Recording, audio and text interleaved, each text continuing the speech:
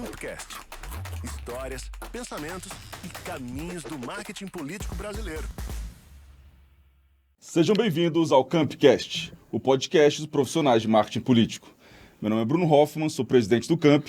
Estamos aqui mais uma vez com meu parceiro de bancada, o inigualável, intransponível Mário Rosa. Querido amigo Bruno, hoje nós estamos aqui com uma diva do marketing político. Maravilhosa. A nossa querida Helga Lopes. E Helga. nesse mundo da política, que é tão dominado ainda pelos homens, isso acaba, infelizmente, fazendo com que o marketing político também, por consequência, porque é o clube da bolinha, acabe tendo também muitos profissionais homens. E aí, nós temos aqui uma extraordinária Guerreira. uma profissional que está há mais de 30 anos nessa área. E a gente pede aqui sempre uma Wikipedia, uma honra estar com você aqui, Helga, porque você representa uma parcela ainda minoritária, mas que, se Deus quiser, de grande excelência, as grandes profissionais do marketing político brasileiro. Muito obrigada, Mário. Obrigada, Bruno. Obrigada a quem está ouvindo. Eu vou falar um pouco quem eu sou, porque nós somos tão poucas para registrar a participação feminina aí. Por favor. E a minha é uma das mais antigas. Eu sou Helga Lopes, sou baiana, formada em jornalismo e direito. Comecei na política por acaso, nos anos 80, e até hoje estou nela. Dizem que é uma cachaça, não sei se é uma cachaça, mas sou viciada em política e em comunicação política.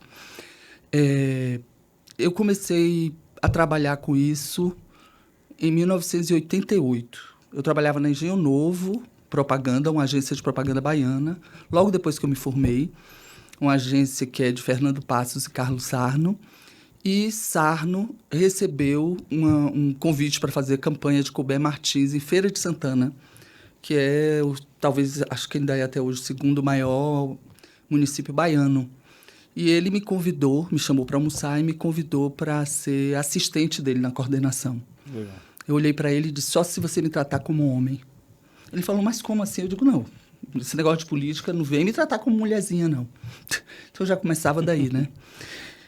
E aí, essa campanha foi uma campanha maravilhosa, porque foi a primeira campanha municipal brasileira totalmente livre de intervenção militar.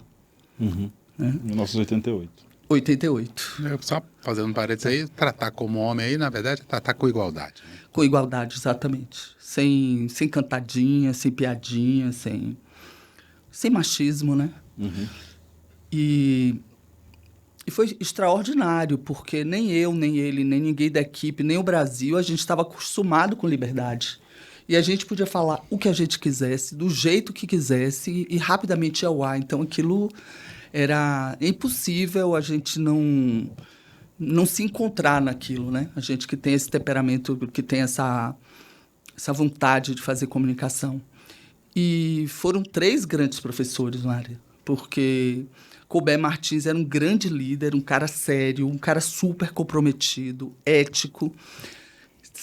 Carlos Sarno, coordenador, é um intelectual sofisticado, um ex-preso político, um cara de uma ideologia inquebrantável, né? Uhum. E a própria democracia. Então, esses 3 me ensinaram ali, naqueles 4 meses, muitas coisas que eu levei aí por todas as campanhas que eu trabalhei depois. Para vocês terem uma ideia, logo no primeiro programa, os adversários, na época era João Falcão, né, era um deputado, uma equipe toda bem montada e tudo, falaram mal do Hospital da Mulher, que era o xodó de Colbert. Tinha corrupção na construção. Eu disse, Sarno, o que a gente vai fazer? Ele disse, vamos deixar eles falarem mais, porque ninguém fala de um hospital assim. Uhum. Vamos deixar eles entrarem bastante no hospital. Uhum. E no 4º programa, Colbert veio no vídeo e aquilo caiu por terra, que eles não se encontraram até o final da campanha. Então, eu aprendi que obras como hospital, escolas, coisas emblemáticas, você não fala mal, você engole aquilo e vai para um ponto fraco do adversário, né? Obra importante não é para um ponto fraco. Uhum. Então, foi isso. Foi assim que eu comecei. Acho que eu já falei demais. Mas me conte mais. E onde foram os momentos mais importantes assim, dessa sua trajetória, que é uma trajetória rica de participações? Então, Mário, eu ontem fiz um exercício histórico tentando me lembrar as campanhas, né? Eu achei super rico, porque nem eu mesma lembrava mais tudo que eu tinha feito. Vocês me fizeram me sentir velha, né? Eu tô com 180 anos hoje. Não. Porque, assim, depois de Colbert, que foi em 88, eu fiz muitas campanhas. Eu fiz Geraldo Simões em Itabuna, fiz Tasso Gereissati para o governo do Ceará em 94, coordenei Rosana Sarney em 98. Depois eu fiz a pré-campanha presidente da República para ela, contratada por Lavareda. Contratada por Lavareda. Não. Aí, campanha para presidente... 2006. Foi de 2002 que foi destruída, né? Que Isso, 2002, né? Serra não foi o Serra, de jeito nenhum, não foi o Serra. Foi a FHC. Mas ele foi beneficiário daquele escândalo meio... Também não foi forjado, não foi aparato policial, não foi o Estado policial, não. Mas inventaram lá um escândalo na época para destruir a candidatura dela e ela estava já em primeiro lugar, né?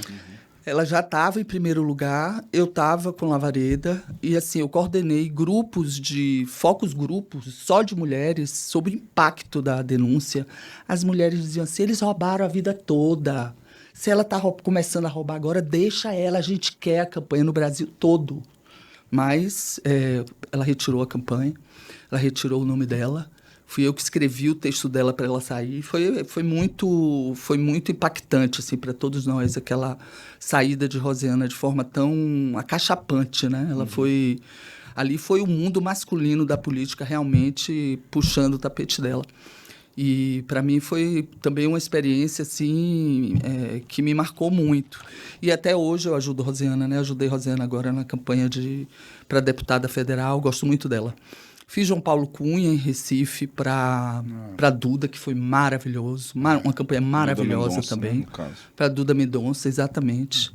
Junto com Raimundo Lued, era uma coordenação dupla. Divino como profissional. Amei duplar com ele. Fiz Delcídio do Amaral, fiz José Sarney, fiz Omar Aziz, enfim. E é isso. Eu acho que todas essas campanhas, eu não me dava conta que eu era mulher, que eu estava num mundo só masculino, assim, eu não achava que isso fazia de mim alguém totalmente diferente.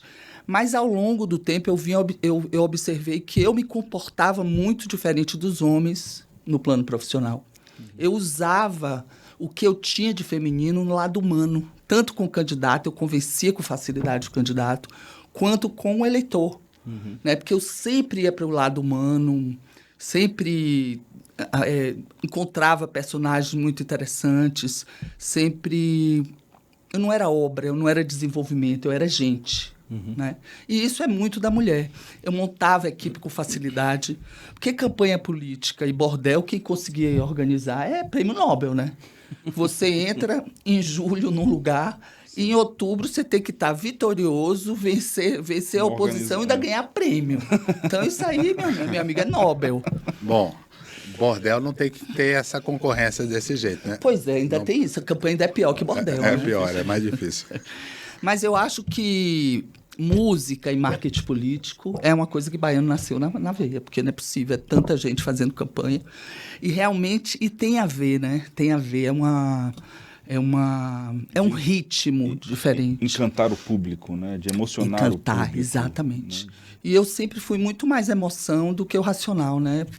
Movida por emoção. Então, eu acho que eu seria incapaz, já nessa altura da vida, nunca fui capaz e não seria capaz de fazer uma campanha de alguém em quem eu não votasse. Em quem eu não achasse que era melhor do que os outros candidatos para a população. Perfeito. Então, de alguma forma, esse meu lado mais ideológico assim, me moveu durante todo esse tempo.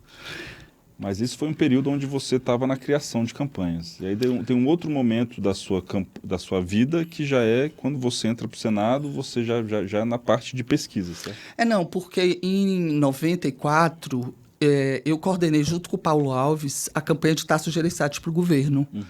E lá a gente encontrou Lavareda, que era um outro contrato.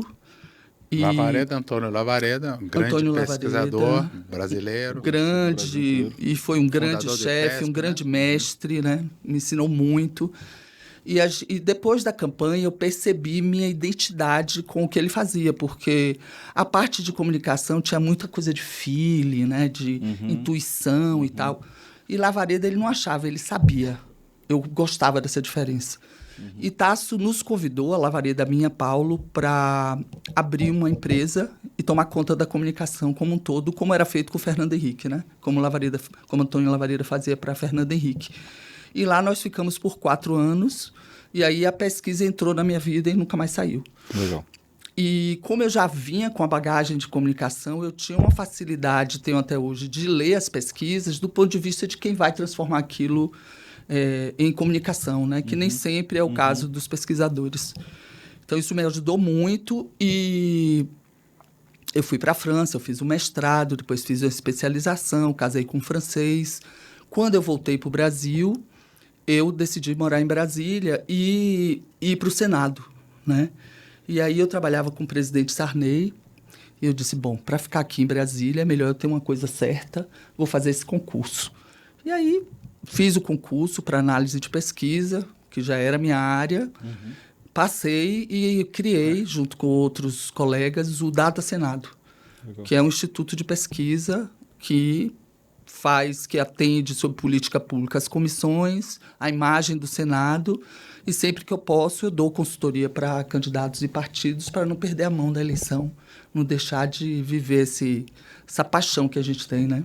Você colocou logo no início essa questão de, olha, eu quero ser tratada como homem, né? Ou seja, com igualdade. Mas aí eu vou fazer aqui uma pergunta um pouco na contramão. Existe uma forma, e você um pouco já respondeu isso, eu queria que você aprofundasse. Existe uma forma diferente de uma profissional mulher olhando a questão social, porque o marketing político, na verdade, é olhar a questão social, olhar toda a questão da realidade, um olhar diferente por ser mulher, por ter uma bagagem diferente, por ter uma vida diferente do olhar masculino, ou existe um olhar profissional que independe de gênero? Como você vê isso com base em toda essa sua experiência? Mário, excelente a gente falar sobre isso, sobretudo para as jovens que estão entrando no mercado do marketing político. Faz muita diferença. O problema é que no marketing político, como em outras profissões, às vezes a mulher entra e o parâmetro dela é o homem e ela faz um esforço muito grande meio que para pensar como homem e fazer como homem. Masculinizar. Né? Se masculinizar e ser muito pragmática como homem. E eu, de certa forma, como eu fazia teatro, faço até hoje tudo, eu não tive... Da mesma forma que eu enfrento um homem num debate, eu chegava numa campanha e falei, gente, olha, essa semana não vai dar para eu ficar aqui com vocês. Eu saía no bairro, conversava com as donas de casa, conversava com a criança. E um coordenador homem nunca vai fazer uma coisa dessa. Eu ia para dentro dos focos grupo e tal. Então, eu perdia muito tempo, usava muito tempo com as pessoas. E hoje eu vejo que eu fazia isso, e eu faço até hoje, né? Eu tenho uma equipe no trabalho, no Senado hoje, de 30 pessoas. Em um ano, Mário, nós ganhamos 2 prêmios internacionais e 1 nacional de excelência do trabalho, mas eu converso com cada pessoa, eu estimulo todas as pessoas, eu boto minha criatividade a serviço dessas pessoas. E esse é meu lado feminino, não tenho a menor dúvida. E ele, para quem está começando, ela tem que usar, sim, a intuição dela de mulher.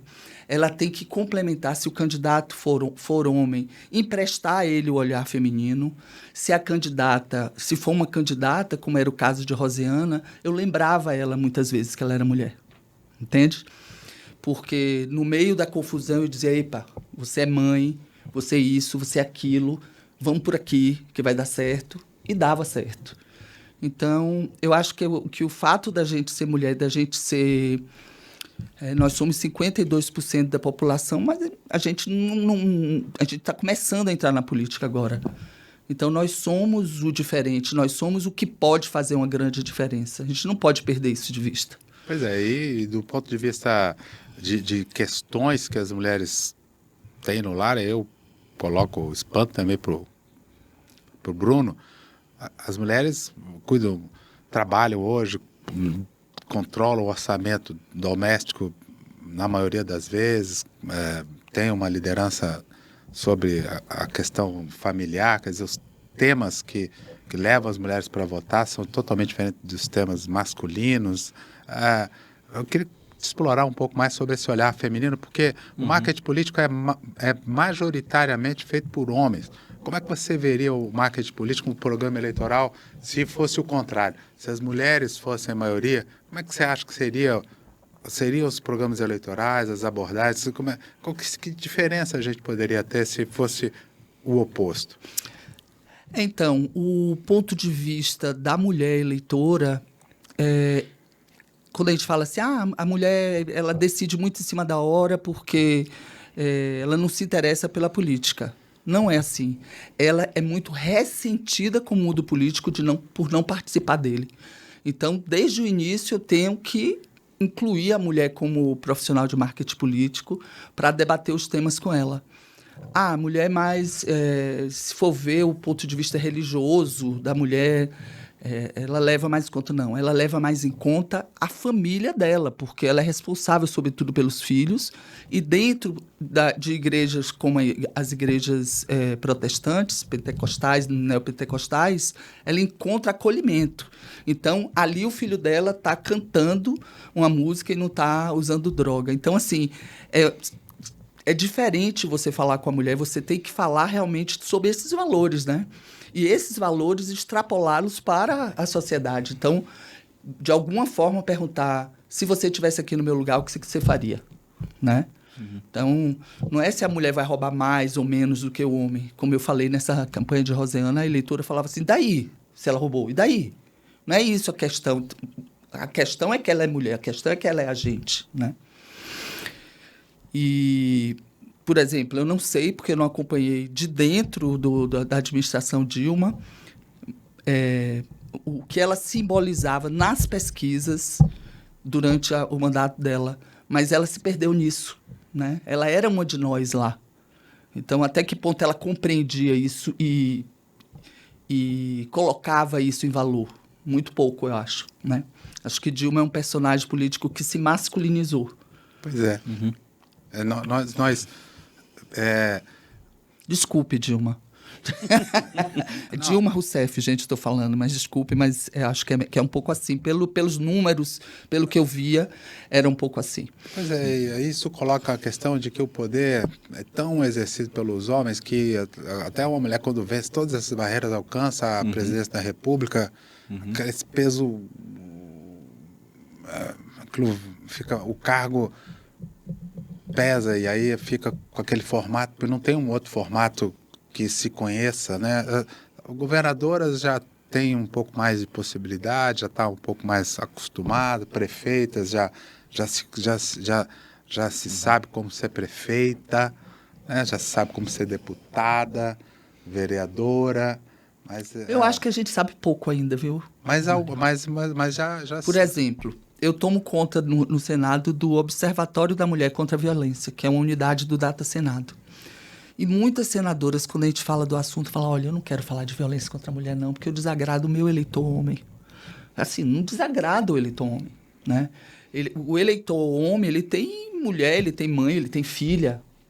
Então, assim, ela chega ali, mas ela geralmente foi catapultada por uma liderança masculina e ela não sabe muito como se posicionar. E ela é minoritária, é uma bancada muito pequena. Né? Então, assim, a gente não sabe ainda como fazer. A gente não tem uma história grande sobre isso. Quando é um majoritário, talvez ela tenha essa dificuldade também, né? Porque é um público grande. Mas eu tenho um amigo meu que é um deputado federal, negro, eu não quero também... Rapaz, nós estamos caminhando aqui numa cerca elétrica. Se eu estiver fazendo alguma coisa aqui errada, por favor, me expulsem me expulsem do estúdio. Mas ele sempre me disse que ele nunca usou a questão racial dele como um atributo. Ele sempre usou o trabalho político, o trabalho do mandato dele, mas nunca colocou. Primeiro porque os próprios movimentos negros poderiam questioná-lo porque ele não é de esquerda. E segundo, porque justamente no eleitorado dele esse não era uma questão muito relevante. Eles queriam mesmo era entregas, né? Mas aí veja, Mário, mas ele não é branco, entendeu? É justamente o que a mulher fala, essa coisa, eu não vou falar sobre violência contra a mulher, mas ela é mulher, entende? Então, não é ele falar pelos negros só. Ele vai ter um eleitorado muito mais abrangente, mas ele vai falar como negro, entendeu? Porque se ele não fizer isso, ele, de alguma forma, ele se perde. É a identidade dele. Não, pois né? No caso... É uma coisa identitária. E é o que eu lhe digo, por exemplo, o eleitorado evangélico, campanhas que eu fiz nos anos 90, essa com Raimundo Lued, não, já eram 2000, desculpe.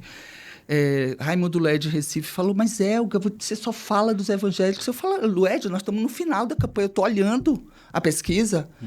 Um candidato que era líder dos evangélicos, ele saiu e não trouxe os evangélicos com uma agenda totalmente contrária aos evangélicos. Vamos para dentro das igrejas porque a gente vai precisar deles. Vamos conquistar os evangélicos. Então, assim, eu olhava muito a questão religiosa porque eu olhava o eleitorado feminino. O eleitorado feminino precisava ter fé, como precisa agora. Mais fé do que os homens até, né? Para sobreviver nesse mundo tão masculino. Sim. Então, no momento que eu olhava também a religião, eu olhava desse ponto de vista, e se eu fizesse uma campanha hoje, eu ia fazer a mesma coisa. O seu trabalho lá no Data Senado, você mencionou rapidamente, falou de alguns prêmios, etc. Conta pra gente um pouquinho mais de como funciona a questão das políticas públicas, mas também conta pra gente, talvez você puder dizer alguns cases ou algumas pesquisas recentes, algumas informações gerais que você tem, só para o pessoal entender como isso ajuda o trabalho da principal casa legislativa do país, né? Conta para a gente um pouco disso, por favor. Então, Bruno, o Data Senado, ele em si já é um case de sucesso, né? Porque a função do legislativo, as duas funções, uma legislar, outra fiscalizar, o Data Senado, no momento que ele avalia uma política pública, ele está fiscalizando. Então, a gente fez a primeira pesquisa sobre violência doméstica contra a mulher em 2005 e fazemos a cada 2 anos. E é o único instituto do Brasil que faz, porque a gente investiga assuntos que a iniciativa privada não tem interesse, óbvio, de gastar dinheiro, né? Violência doméstica contra a mulher, então a gente vai. Violência contra os negros, a gente vai. E assim por diante. Agora a gente está fazendo uma grande sobre a fome e a miséria, né, para a Comissão de Direitos Humanos. Então, são assuntos sociais e a gente leva para dentro das comissões temáticas para serem debatidos. Então, é maravilhoso. E isso depois influencia o debate no plenário e as votações. Não é um instituto de pesquisa que é feito para ser divulgado, para estar na mídia. Não é esse o objetivo dele, mas o objetivo, como a gente mexe com política pública, é ser preciso, muito preciso. Então, a gente só faz, por exemplo, pesquisa probabilística, né? E o mercado só faz pesquisa por cotas, que é mais barato e mais rápido. Explica para a gente, para o nosso pessoal que tá ouvindo a gente aí, a diferença entre essa questão probabilística e... Então, a pesquisa probabilística, ela não escolhe com quem ela vai falar. Então, a gente pega a lista da Anatel de todos os telefones de todos os brasileiros adultos e roda. E na medida telefônica. Telefônica, no caso da Telefônica, que é nosso carro-chefe. E a cada mais de 100 ligações, você faz uma entrevista. Então, o nível de acerto é muito mais elevado, obviamente é muito mais... mas é mais caro e mais lento, né? No caso de cotas, não. Você já estabelece com quantas mulheres você vai falar, com quantos homens e... Já define as segmentações para poder ouvir. Depois que você fala, é que você identifica a que extrato social pertence. E a amostra, a mágica da estatística é que quando você acaba de aplicar a pesquisa, ela já corresponde à população. Os acertos estatísticos de ponderação no final são muito poucos. porque ele já vem com representatividade, né? Com inferência. Deixa eu só ver se eu explico aqui. Quando é uma pesquisa normal, digamos assim, essa estatística, pela amostragem, eles pegam, já ligam para as pessoas de acordo com os status. Eu preciso ouvir hoje 20 pessoas de tantos a tantos anos, homem da cidade tal, da classe tal. Já liga para aquela pessoa. Exato. Ou vai procurando aquelas pessoas. Agora a probabilística não, você liga, conversa e depois você fala assim, onde eu te encaixo? Eu te encaixo aqui. Onde eu te encaixo? Eu te encaixo ali, é isso? Não, eu ligo e quando eu olho o resultado, vamos esquecer ponderação, porque todo mundo faz ponderação no final. Aquilo ali já corresponde, por exemplo, quando eu olho o resultado, já tenho 52% de mulheres e 48% de homens. Porque, naturalmente, a equivalência do que eu falei e da população é a mesma. Ou muito pouco, eu vou ter que ponderar depois. Então, a probabilidade das pessoas atenderem o telefone, no final das contas, ela fica muito parecida... E quantas ligações se faz? Então, ela é raiz, ela é pura. Ela é estatística pura, né? E quantas ligações se faz num caso e no outro, por exemplo? Tem uma diferença grande? E agora você me pegou. Mas é muito mais trabalho, mais tempo? É muito mais trabalho. E muito mais tempo. Mas, no nosso caso, a gente só pode fazer assim. Porque a gente é como se fôssemos um pequeno IBGE. Né? Sim, na verdade é quase um censo. Não, é uma PNAD, né? Tem PNAD. O censo e tem a PNAD, que é amostral. Não, que é uma parte. Mas vocês têm uma ideia de ser um instituto público. Na verdade, não é um instituto de pesquisa, né? Eu faço sorteio, eu vou pegando as pessoas e tanto você, quanto o Bruno, quanto eu, temos a mesma possibilidade de ser sorteados. Então, no final, vão ser 2 homens e uma mulher. O resultado que eu vou encontrar, entendeu? Entendi. Mas isso, obviamente, é mais trabalhoso, mais longo e um pouco mais custoso do que as pesquisas por cota. Fazendo a ressalva de que as pesquisas por cota, não probabilísticas, né? Quer dizer que antes de fazer eu já disse quem eu vou ouvir, elas não têm um bom nível de acerto. Elas têm um bom nível de acerto. No Brasil, a gente não teve por outras questões, não pela escolha metodológica. A gente teve porque uma grande quantidade de brasileiros resolveu não responder a pesquisas, porque não estavam acreditando que a pesquisa era algo sério, né? E muitos brasileiros, por exemplo, em 2018, as pesquisas erraram muito, como as pessoas dizem, porque muitos eleitores de Bolsonaro não respondiam que iam votar em Bolsonaro. Né? Eles eram enrustidos, eram eleitores enrustidos. Então, esses 2 grandes fatores é que levaram os números a ficarem tão estranhos, tão diferentes do resultado da eleição. Mas isso acontece em todos os lugares, né? Na França acontece muito. As pessoas não dizem que votam, porque na França eles levam a sério a questão do voto é sigiloso, viu? Tem uma piada maravilhosa, que é a piada do coronel. Você conhece a piada do coronel? Colocou a urna na fazenda e trouxe o pessoal para fazer o voto de cabresto. Conhece essa aí? Não. Aí... O pessoal era para votar no candidato coronel, né? Sim.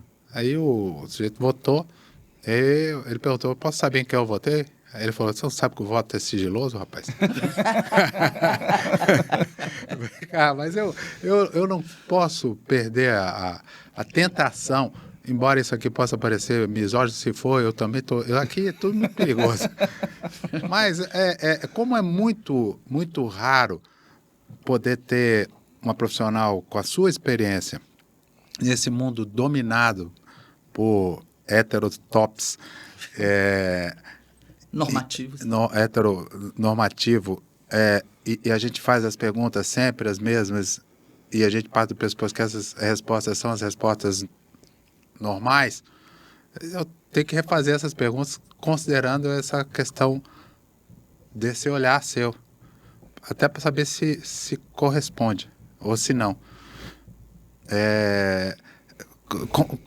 Existe uma percepção que você poderia dizer dessa questão da polarização toda que pode ser diferente, não apenas para uma profissional de marketing político, mulher, mas das próprias mulheres sobre essa questão? Como há diferença sobre isso ou não? Primeiro da sua opinião pessoal, porque a gente só ouve nessa cadeira que, aliás, eu gosto sempre de lembrar uma decisão aqui nessa primeira temporada do Bruno, de colocar vocês que têm tanto conteúdo aí no centro aqui da mesa para transformar esse conhecimento todo seu em ensinamento, em lições práticas para profissionais de marketing que virão, público em geral que quer entender a democracia, então por isso que tem essa disposição.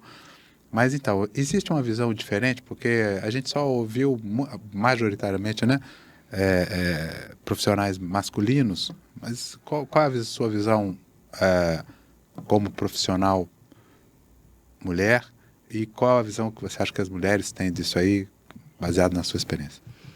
Mário, se eu disser alguma coisa comprometedora, depois vocês editam, viu? Estou usando a mesma linguagem dele. Não. Nós, brasileiros, essa história do que a gente é uma jovem democracia, é verdade. A gente era super infantil e dizia, eu não gosto de política.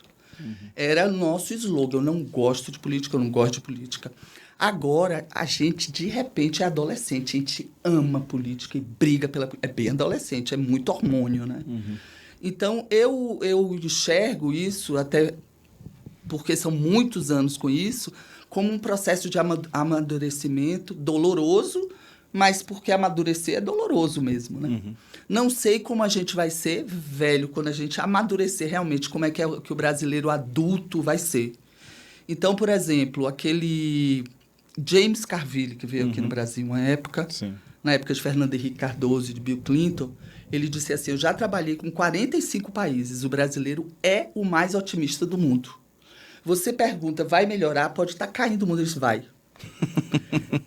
Nós fizemos uma pesquisa sobre a Braskem em Maceió, só com as vítimas da tragédia lá, para a CPI. Vai melhorar? Vai. Mas o nosso vai melhorar... Só para o pessoal entender, esse do Braskem em Maceió é aquele processo de mineração que as casas estão afundando. Os bairros, os bairros todos estão afundando. Obrigada, Bruno. E mesmo assim eles estão otimistas. A exploração de salgema. Não, eles não estão satisfeitos, acham que foram... Sim, prejudicados, mal indenizados, estão muito chateados como cidadão, etc. Mas quando você pergunta sobre o futuro, ele acha que vai melhorar. Esses somos nós, né? Então, eu acho que essa polarização, ela traz isso de positivo, o amadurecimento, né?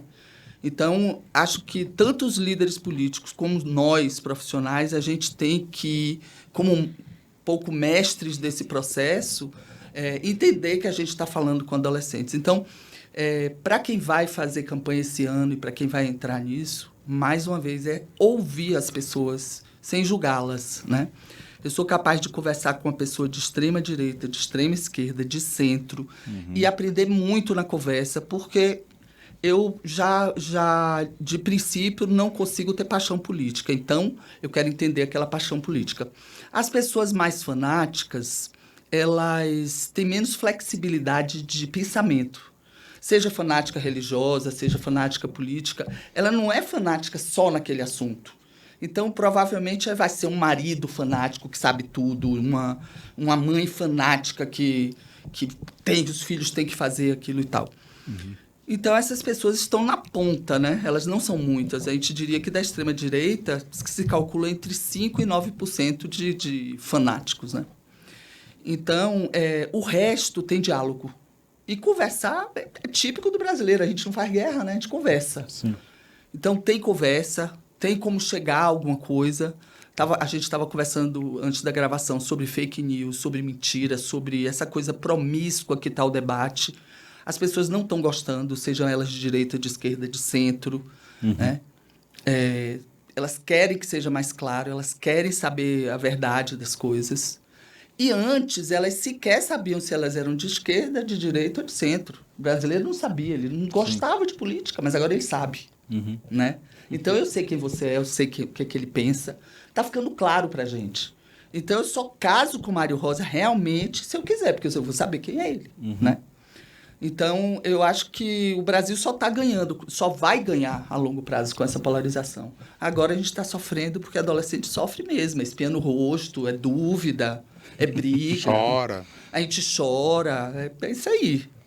O que eu acho engraçado nessa polarização aqui no Brasil é porque o nosso grande representante da esquerda, o símbolo máximo da esquerda, ele nomeou no primeiro governo o presidente do banco estrangeiro, né? Como era o Meirelles, era do Banco de Boston? Do Banco Boston para o Banco Central. Esse era o grande líder da esquerda. E o nosso grande representante liberal era um servidor público aposentado, então recebia uma pensão que era o presidente Bolsonaro, que era um servidor do Estado. Então, essas coisas, esses rótulos também, na prática, eu acho tão exagerados, não é? Exato. A gente está em busca de autoconhecimento aí, né? De forma geral no Brasil. Vamos ver no que é que vai dar. E vocês acham que essa polarização ela perdura? Você vê ela perdurando?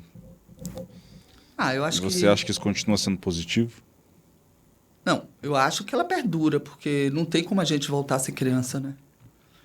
Mas eu acho que ela só vai ser positiva daqui a muitos anos, entendeu? Não acho que ela é positiva agora, não. Agora eu acho tudo muito misturado. Então, eu estava falando para Bruno que existe já um mercado em campanha política de como fazer fake news, né? Existem os especialistas que você tem que levar para uma campanha. Eu, particularmente, me recuso, porque eu não vou ter um especialista de fake news, né? Em nada que eu fizer. E também, ao longo das últimas campanhas, a gente se questionou muito sobre a própria pesquisa. Porque a pesquisa vai acabar, a importância dela com rede social, porque todo mundo já sabe tudo. Muitos candidatos, inclusive, começaram a falar mal de pesquisa. Pesquisa é muito cara. Eu tenho um profissional que já sabe fazer umas nuvens de rede social. Mas a pesquisa, ela existia e é importante antes da campanha, durante a campanha e depois da campanha. Perfeito. Antes da fake news, durante a fake news, depois da fake news. Não há como montar uma estratégia de campanha, um posicionamento de candidato sem pesquisa qual e quant. Não tem. É chute. Mas eu tenho experiência. Parabéns, mas assim, tá tão confuso que vá no certo, né? Invista em pesquisa. A pré-campanha é importantíssima, porque é na pré-campanha que você trabalha os dados de todas as espécies. Quando eu chego numa campanha, que é outro diferencial meu, eu não chego sabendo nada, eu levanto o histórico da cidade, histórico de cada candidato. Isso é fantástico, Elgo. Vamos com calma aqui. Isso é o mais legal que eu acho quando a gente está nessas conversas com vocês, assim. A gente viu aqui que você gosta de estudar, você gosta de ouvir, mas conta então um pouquinho, justamente esse momento que você estava falando, você chega numa cidade, dados, existem dados públicos, você pode dar uma olhada, né? Conta pra gente um pouco disso, o que você observa, e até que ponto, né? Porque tem campanhas, né? Tem campanhas que você já chegou e tinha um orçamento enorme para fazer vários tipos de pesquisas, já tinha qualitativas prévias, já tinha, né? E chega outros que são realidades diferentes, mas enfim, eu acho que esse tipo de exemplo que eu acho que é muito legal pra gente. Então, se eu for fazer uma campanha hoje que não tem recurso nenhum para pesquisa, eu mesma vou fazer a pesquisa. Como? Eu vou organizar grupos em bairros diferentes, vou moderar e vou ouvir as pessoas. Isso todo mundo pode fazer. E, normalmente, os profissionais de marketing político dizem, eu não tenho tempo. Se você não tem tempo para ouvir as pessoas, você vai acreditar em intermediários que vão lhe dizer o que as pessoas pensam. Então, assim, você, além da pesquisa como instrumento realmente profissional, você tem muitos dados, outras pesquisas, o TSE. Então, eu pego o TSE, quantos jovens são, eles moram aonde, pego na parede, que eu sou antiga, né? Boto alfinete e tal. Não, fantástico. E eu começo a campanha me sentindo daquele lugar, mas com um olhar crítico sobre os problemas e querendo arranjar solução, né? Então, estudar o lugar, estudar os candidatos é fundamental. É fundamental. E se você faz isso, eu já fiz campanhas onde eu sabia porque a gente, de marketing político, a gente acaba sendo técnico, né, do time. Que, do outro lado, o técnico não fazia isso. Então, aí que eu fazia mesmo. O técnico, por exemplo, eu sabia, não estudo só o candidato, mas quem está coordenando do outro lado? Como é que ele pensa? Aí eu sabia que ele ia para o resort toda sexta. Então, eu só dava as pancadas na sexta, porque ele ia demorar de responder. Né? Então, foi um prazer imenso fazer campanha assim, contra pessoas que eu conheço muito e que você já conhece os pontos fracos, né? E... Ainda bem que eu não fiz campanha contra você.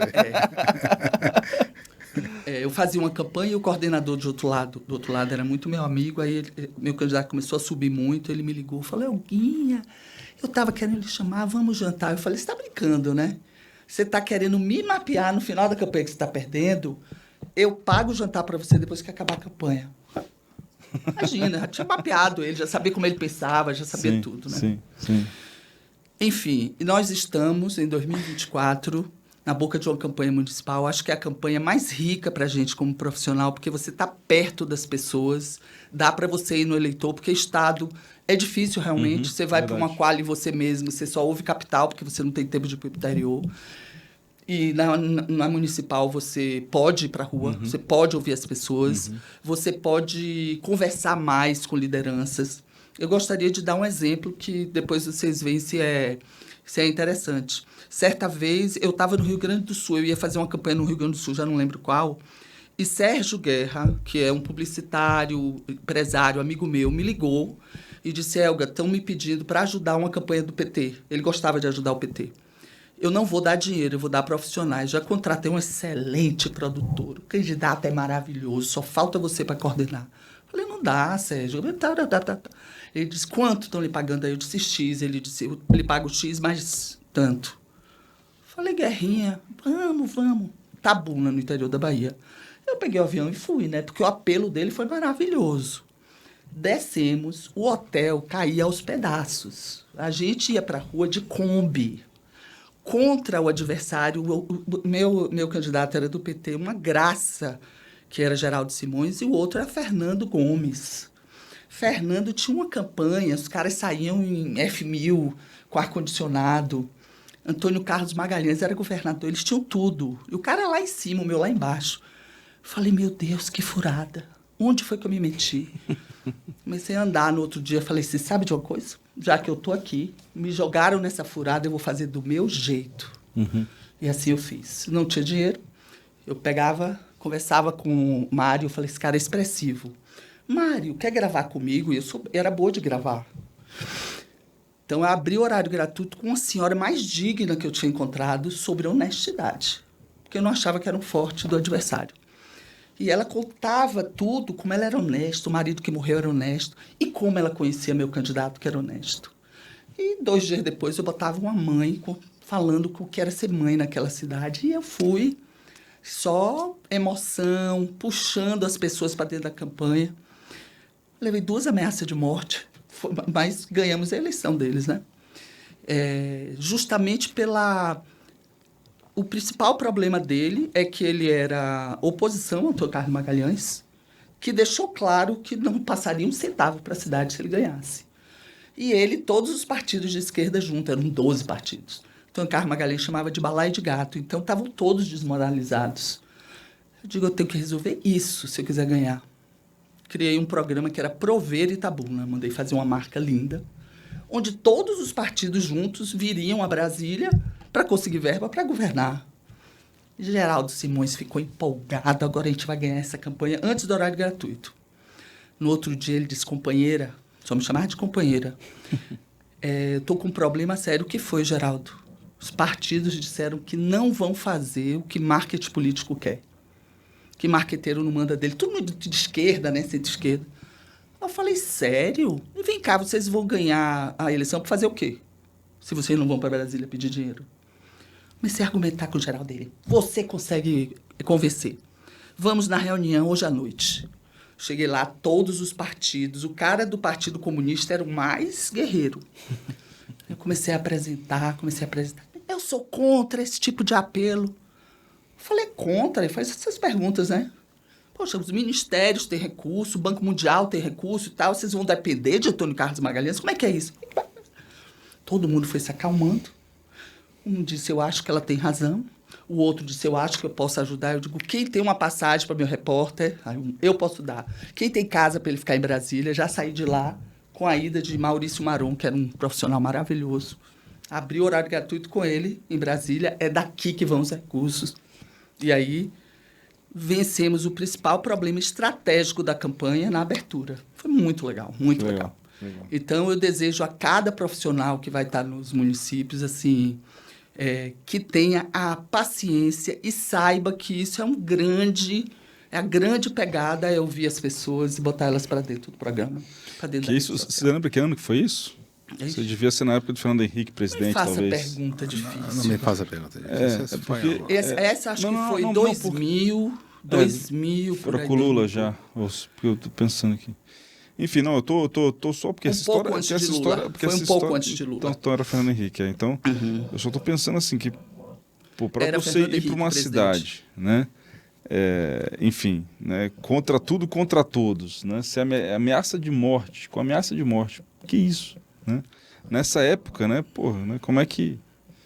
Até nem sei como é que coloco isso aqui, mas né, hoje em dia, normalmente, se alguém for ameaçado de morte, você vai receber um WhatsApp, assim, né? Naquela época era o quê? Uma cartinha? Era na cara mesmo? Uma delas, o repórter estava na rua e uma pessoa encostou nele, diga à sua chefe para ela parar de falar sobre os remédios. E ele chegava branco, Helga, para falar para você isso, mas... Eu falo, Geraldo, você acha que eles vão me matar? Companheira, mulher, acho que eles não matam, não. Acho, né? E já tinha histórico de jornalistas mortos, né? Não, ele estava certo. Estava certo, eu tô aqui, né? Agora eu não tenho como não ficar ali fazendo esse tipo de pergunta. Talvez eu seja realmente um representante do patriarcado aqui. Eu lhe aceito assim, mas não tem problema, não pode falar. Mas a questão é a seguinte. Grande parte do material da propaganda política e da política é feita por machos. E você olha isso com um olhar não apenas de mulher, mas de uma profissional, tarimbada. Eu fico me coçando aqui para perguntar assim, o que, se é possível isso, o que você acha que não é legal que é feito, em geral, muito sem coisa, e que é muito, vamos chamar tóxico, para usar uma expressão assim, que é uma coisa mais masculina na comunicação em geral, de campanhas, e não de hoje, em geral, que você fala assim, olha, eu acho que se tivesse mais mulheres fazendo, seria diferente, teria uma pegada diferente, seria diferente. O que seria? Mário, eu não acho que é tóxico. Porque os profissionais de marketing político, os homens, são homens flexíveis, são homens acostumados a a contextos diferentes, etc. Não é isso. É como se fosse um câncer, uma doença silenciosa por trás dos homens, né? Uhum. Já é o prisma, a forma como ele enxerga. É esse prisma que eu estou falando. Né? Então, esse prisma, como eu lhe disse, é muito pragmático, sabe? Então, ele é pragmático, é assim... Se depender, ele é desenvolvimentista. Que obras os candidatos vai fazer? Eu nunca penso que é obra física. Eu estou dando um exemplo bem caricato, né? Eu sempre olho, eu falo assim, por exemplo, se eu tiver com o Bruno, ele já vai pensar nesse lado pragmático, obras que vão ser construídas, o desenvolvimento, quantos programas, os segundos. Isso aí está resolvido. Então, eu vou complementar Bruno com o meu olhar. Eu vou enxertar gente aqui. Gente é a minha pegada. Né? Você acha que o marketing político, se tivesse 50% de mulheres fazendo campanha, 50% de homens, nós teríamos um mix maior de programas mais variados e mais diferentes, porque hoje nós temos uma linguagem predominante, apesar de serem vários talentos diferentes, mas nós teríamos talvez uma pegada mais, digamos assim, centrada mais nas pessoas Mário, é difícil a gente afirmar alguma coisa, né? Mas eu estou provocando. Mas, não, é difícil afirmar porque isso passa pela... A mulher se sentir mulher e sentir que ela tem um diferencial complementar, sabe? E isso não acontece ainda, não vai acontecer, talvez, em larga escala tão cedo. Mas vou dar um exemplo. Duda Mendonça, né? Que era um dos papas do nosso mercado. Duda tinha grupos e mais grupos só de mulheres. Ninguém faz isso até hoje. Porque ele tinha um olhar feminino, Duda. E As Grávidas, né? Que foi um comercial memorável que ele fez para a campanha de Lula, de Lula, né? 2002, Lula, né? pronto. Foi, na verdade, na campanha foi na campanha... Eu acho que foi na pré-campanha, não foi? Estamos falando... Acho que foi na pré-campanha de 2001, eu Mas sou não bem importa. ruim com data, né? Porque Com... vai embolando uma campanha na outra. Mas Duda, ele fazia isso... Ele tinha na alma dele algo com 2 gêneros, né? Mas, além disso, para ele não perder a mão, ele mantinha todo dia grupo de mulheres. Só mulheres. E porque ele percebia que a verbalização das mulheres era totalmente diferente. Então, quando eu peço, por exemplo, coordenando focos grupos, eu digo, olha, não é para achar a mulher calada, para botar no grupo, que é para a mulher vir empoderada e falar mesmo. E quando ela começa a enfrentar o homem nos grupos, é de uma riqueza maravilhosa, entendeu? Então, você volta para a comunicação e fala, poxa, vocês estão colocando... por exemplo, o homem tem uma tendência a colocar verbalizações em campanhas que são ratificações. Realmente ficou muito bom aqui essa obra. Né? Mas as pessoas têm coisas a dizer. Então, não sei se vocês lembram, os depoimentos de Duda, eles eram grandes. Eles eram começo, meio e fim. Você não duvidava daquela pessoa. Né? Ela não estava ali para assinar embaixo o cheque. Você acha que... Vamos aqui... Homem é mais povo fala, sabe? Homem é mais... Você diria... E aí eu não estou aqui acusando ninguém, não. Mas você diria que esse olhar mais masculino, seria um olhar mais... um pouco mais autoritário na comunicação? Não é autoritário. Porque isso é uma coisa Ele só não ratificatória. emociona tanto, ele é muito técnico e menos emocional. Né? Mas Acho que essa ele a é mais carta, racional. Né? Racional. Quando você fala que o mais Duda racional. tinha esse olhar feminino, é porque ele era muito emocional. Né? Ele sempre tentava puxar isso na pessoa. Mas não só emocionar as emocional, pessoas. ele tinha uma pegada feminina. Ele olhava as coisas como mulher muitas vezes. E Até olhava porque ele tinha muita pesquisa com as mulheres. E sabia a importância do voto feminino em todas as campanhas que fazia também. Né? Exatamente. É uma coisa curiosa, porque só conversando com uma profissional mulher, porque essa é uma questão, por exemplo, para falar sobre campanha política ou sobre questões eleitorais, a gente pode conversar com qualquer mulher. Mas para conversar sobre marketing político, aí realmente só com as raras mulheres que têm uma história tão linda e multifacetada como a sua, para a gente poder discutir essas questões. Porque com os homens a gente vai chegar às mesmas conclusões e provavelmente enviesadas, né? Mário, por exemplo, as mulheres dentro das campanhas que estão ocupando, sei lá, estão sendo repórteres ou coisas abaixo muito dos homens, ela vai fazer coisas que os homens pediram, né? Então, esse olhar masculino vai ser ratificado pela própria mulher. E eu, como eu estava já desde cedo na cabeça das campanhas, eu naturalmente eu me confrontava com o pensamento masculino. Então, para eu vencer esse pensamento, eu tinha que ser muito mulher. Entende? Às vezes eu era mais macho que muito homem, mas eu tinha que ser mulher. E eu só me dei conta disso com o passar do tempo. Né? Então, se eu quiser lhe derrubar numa campanha, eu digo, Mário, olha os depoimentos que você tem. Você já foi num grupo focal? Está tão distante das pessoas, aí eu venho colocando gente. E as pessoas vão se identificando com a sua campanha. Né? Fica muito simplório falar assim, mas na forma de ler a pesquisa também. eu começo a ver um segmento que está me chamando a atenção ali, falo, o que aconteceu com essas pessoas, gente? Aí o homem faz um relatório, tudo 20%, 40%, eu não fazia isso. Eu ia no noticiário, aconteceu alguma coisa, caramba, essa mãe aqui, o filho foi atropelado, parará. Então, aquilo era um enredo para mim, né?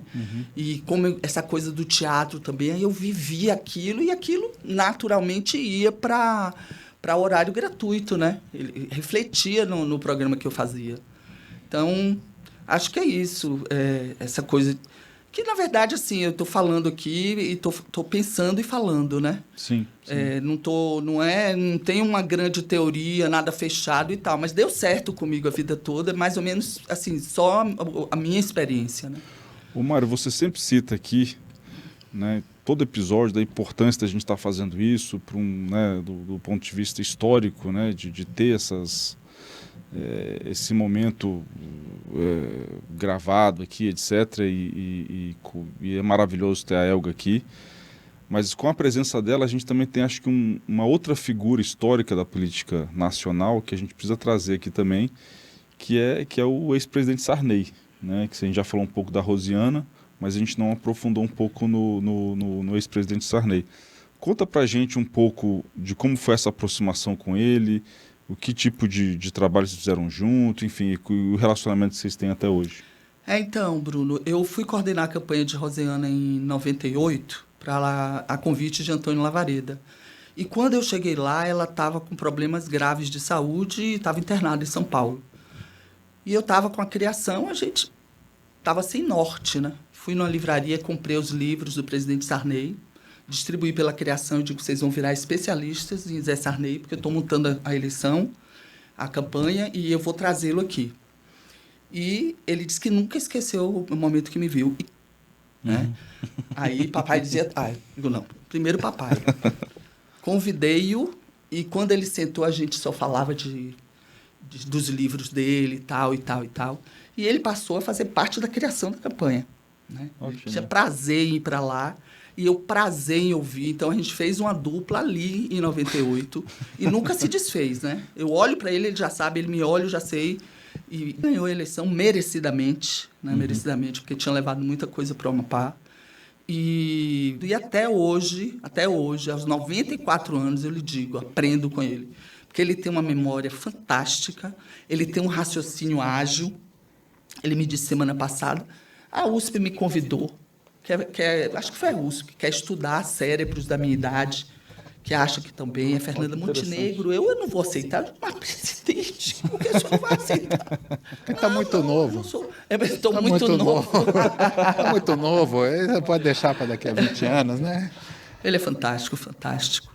É um cara de palavra, é um cara de emoção. Se ele é seu amigo, ele está seu amigo debaixo d'água. O presidente Sarney é au concurso. Ele não pode pisar no Senado, todo mundo vai para cima dele, todo mundo adora ele, todo mundo foi ajudado por ele quando precisou. Os humildes amam ele no Senado. O Sarney é muito especial. E eu falei para ele no aniversário, presidente, eu sou uma mulher felizada porque eu tenho 3 homens, meu filho, meu marido e o senhor. Bom, é felizado por ter 3 homens, né? Independente de quais, né? E aí um furo de reportagem aí, o ex-presidente Sarney, ele é um profissional de marketing político também. Bom, dupla de criação com a Elga. Bom, podia já você levar ao fim aqui um bottom, um pin do camp para ele. Isso. Já como para ser o nosso decano do campo. Não é? Porque já fez uma campanha política. Já dele fez mesmo. Várias. Não, fez a dele, mas assim como dupla de criação, ele não, esse papel ele nunca tinha feito. Não, fui eu que introduzi ele nesse mercado. Nesse mercado. Muito bom, muito bom. Elga, você comentou um pouco aí,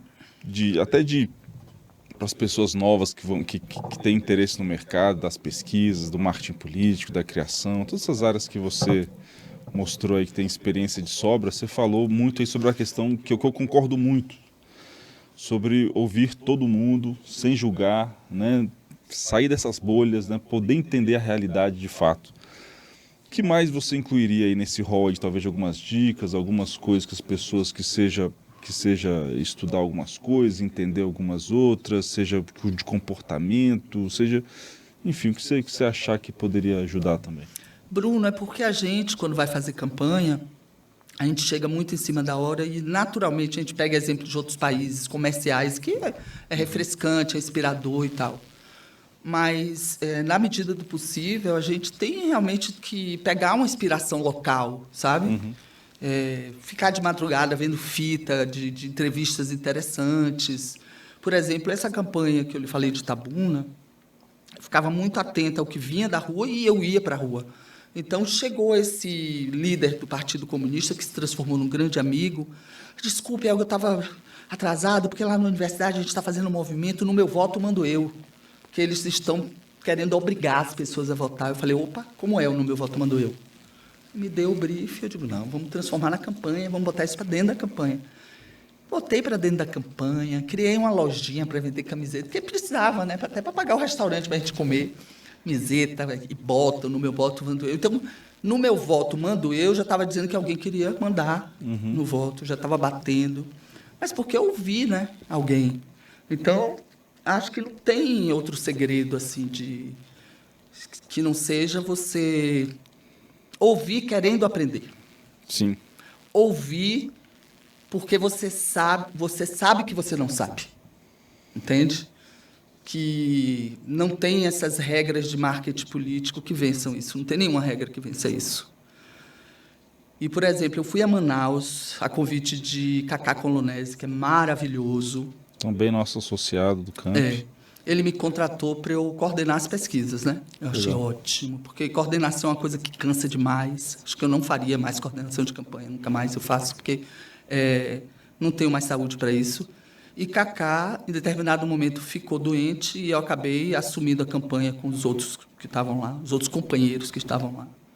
Mas, assim, eu estava lá para ouvir as pessoas nos grupos focais. Olha que luxo, que é o que eu gosto de fazer e nem sempre tinha tempo coordenando.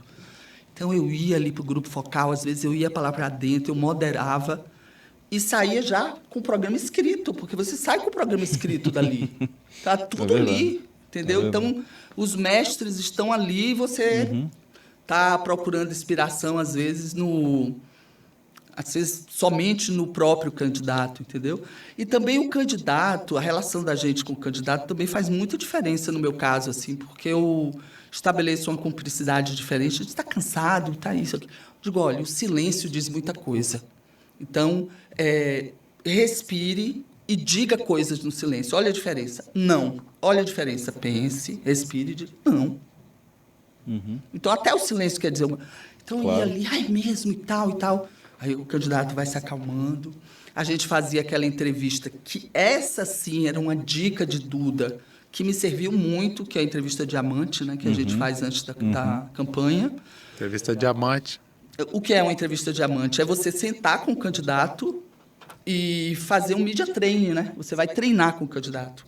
Para ele é um treino, mas você sabe que dali você vai tirar coisas para colocar. Então é longa entrevista de 2 horas. Né? É uma entrevista de 2 horas ou 3 horas, onde você conta a história toda dele, o que ele quer fazer e tudo, e dali você vai modelar uma estratégia e uma linha de comunicação, mas você também vai extrair coisas importantes. Então, por exemplo, eu e Raimundo Lued, lá em Itabuna, fizemos um diamante, porque a gente estava fazendo campanha para Duda, com João Paulo, que é um negro, estava em 4º lugar na pesquisa, ele estava na prefeitura, mas tinha uma comunicação ruim, uma gestão ruim, não, uma gestão boa, mas mal comunicada, né? E aí ele falou, em determinado momento, eu vim puxando ele como um esquete de teatro, né? Eu falei, João Paulo, desculpe, como isso não vai ser usado, eu não estou convencida. O que é que você ainda vai fazer na prefeitura? Você acha realmente que você tem alguma coisa para fazer? Ele respirou, disse assim, enquanto tiver uma pessoa sofrendo no planeta, eu vou trabalhar. Acabou. Essa frase foi um comercial que os outros candidatos bateram, que se comentava e disseram que o marketing político serviu para ele, que não sei o quê. Mas ele veio com a verdade, ele veio indignado comigo, de uma forma. Então, o fato de ser mulher, porque às vezes assim, um homem perguntar, fica meio testosterona contra testosterona. Uma mulher vai assim, peraí, João Paulo, né? Sim. Me explique. Aí ele vinha forte, sabe? Enfim, é isso. Muito, muito bom. Eu acho o mais interessante desse projeto aqui do Campcast é exatamente esse processo mediúnico que aconteceu aqui hoje. Porque isso tudo estava aí em você. Agora não lhe pertence mais. Não é verdade? Isso daí agora veio Faz aqui... parte da história do marketing veio político aqui do Brasil. a mãe Helga, e a mãe Helga, ela baixou aqui e isso está disponível para todos vocês, e isso pertence agora a todos. Foi aqui uma manifestação aqui de uma entidade, e eu acho isso maravilhoso. Eu queria falar uma última coisa, porque assim, vocês me deram uma grande oportunidade, eu agradeço fazer parte do Camp, porque antes os profissionais de marketing político não se falavam, cada um estava de um lado fazendo a campanha, cada um era mais inteligente do que o outro.